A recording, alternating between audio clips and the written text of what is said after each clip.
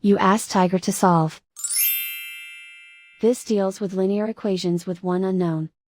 The final result is x equals 13/8. Let's solve it step by step. Simplify the expression. Expand the parentheses. Multiply the coefficients. Simplify the arithmetic. Expand the parentheses. Multiply the coefficients.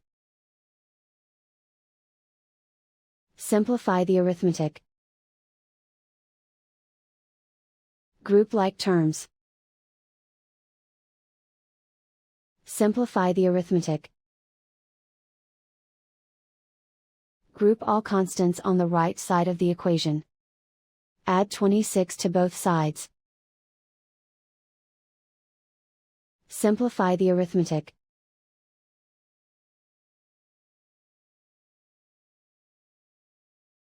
Isolate the x. Divide both sides by 16. Simplify the fraction. Find the greatest common factor of the numerator and denominator. Factor out and cancel the greatest common factor. And so the final result is x equals 13/8.